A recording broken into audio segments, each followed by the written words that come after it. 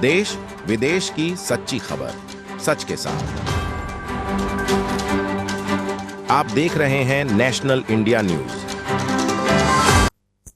North Bengal के मालदा जिला के मानिक चौक नारायणपुर इलाके में 104 साल की उम्र में जेल से रिहा हुआ। 8-9 साल जेल में रहने के बाद आखिरकार मानिकचक ब्लॉक के पश्चिमी नारायणपुर इलाके के बुजुर्ग रसिक चंद्र मंडल को 104 साल की उम्र में जेल से रिहा कर दिया गया है। मालूम हो कि 1988 में जमीन संबंधी मामले को लेकर दादा और भाई के बीच झड़प में उनके भाई की मौत हो गई थी और इस मामले में उन्हें 2 से 3 साल जेल में बिताने पड़े थे। यदि मामला उच्च न्यायालय में जाता तो जमानत पर रिहा होने पर भी मामला चलता रहता। समय पर उपस्थित नहीं होने के कारण उनके खिलाफ वारंट जारी किया गया था। अंततः 2018 में बूढ़े रसिक मंडल को फिर से जेल भेज दिया गया। मामला सुप्रीम कोर्ट तक जाता है। तब से वह लगभग 6 साल तक जेल में रहे और आखिरकार कल सुप्रीम कोर्ट के फैसले के बाद उन्हें रिहा कर दिया गया।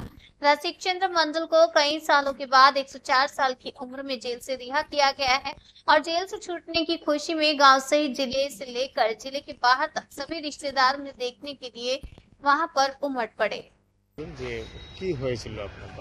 भाई भाई झगड़ा रात जमी जगह लिए रात मारपिट हो गए मारा बिहार लोग मारलो बिहार लोग मारार पर चले गल बाबा के फांसी दिल बिट्टा मारा जुड़ी कर बाबा नाम दिल भाई भाई तो नाम दिए दिल और एक छिल चित्र मंडल वो मारा चले गल बाबा एक आछे जेलखानाते बर्तमान कतदिन आगे घटना 88 साले केसटा হয়েছে 8/11/88। কত বছর হলো জেল খাটা? 8 বছর হলো। আপনার বাবার বয়স কত? বয়স 4। কিভাবে মুক্ত হলেন উনি? সুপ্রিম কোর্টে মুক্ত হলো, হাইকোর্ট রিজেক্ট হয়ে গেল, 3বার হাইকোর্ট করলাম হলো না। আগে অর্ডার করে আসলাম, এবার বেল পেলো, বেল পেয়ে আবার আমরা জানতে পারিনি উকিলে চেপে রেখে দিয়েছিল কথাটা। আবার বাবা ধরে নিয়েছিল পুলিশ বাড়ি থেকে উঠিয়ে, তারপরে আমরা সুপ্রিম কোর্ট করলাম, 2বার রিজেক্ট হলো, তারপরে বেল পেল। কবে বের হবে আপনার বাবা? আজকে বের হবে। কেমন লাগছে এখন বাবা? ভালো লাগছে। বাবা জেনেছেন বাবা? হ্যাঁ, সব জানে বেরিয়েছে, সব জানে, জজও জানে, উকিলও জানে, সব জানে। এতদিন পরে তাহলে বিচার পেলেন? হ্যাঁ। কেমন লাগছে? ভালো লাগছে। বাবা তো সবাই খুশি আছে, আনন্দ আছে। কত বয়সের লোক রাখা উচিত না, আইন অনুযায়ী থাকতে হলো, কী করবো, বাধ্য। বাবার সঙ্গে কথা হয়েছে কীভাবে কাটতো জেলখানাতে বাবার এতদিন ধরে? না, তো খুব কষ্ট করে কাটছে, অসুস্থ হয়েছে, থাকতে হতো, হসপিটাল ভর্তি করে দিত, মালদা জেলে, মালদা হসপিটালে সদরে ভর্তি করে দিয়েছিল। আবার ভালো হতো, ওখান থেকে নিয়ে যেত, আবার নিয়ে আসতে। বালুঘাটও ছিল, আবার বালুঘাটতে নিয়ে আসতে ট্রান্সফার করে, ওর শরীর অসুস্থ ছিল বলে এখানে রাখি মালদাতে। বর্তমান বাবা ভালো আছে, লাঠি দিয়ে হাঁটছে। আজকে কখন বেরোবে জানা গেছে? আজকে মোটামুটি 2টা ধরবে, বেলটিপ হয়ে গেলে রিজে আনতে। আপনার নাম?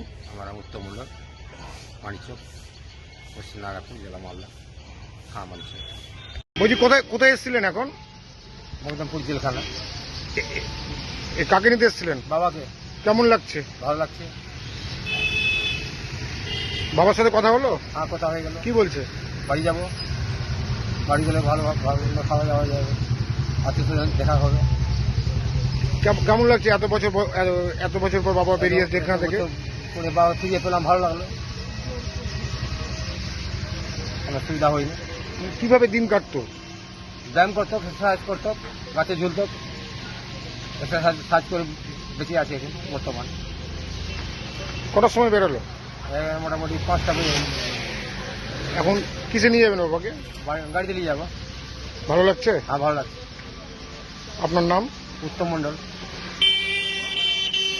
কি বললো বাবা জেল থেকে? বাবার সাথে যখন ভিতরে গিয়ে কথা বলেন কি বললো বাবা? বাবা বললে বাড়ি যাবো, বাবা বেটা বাড়ি যাবো ছেলে।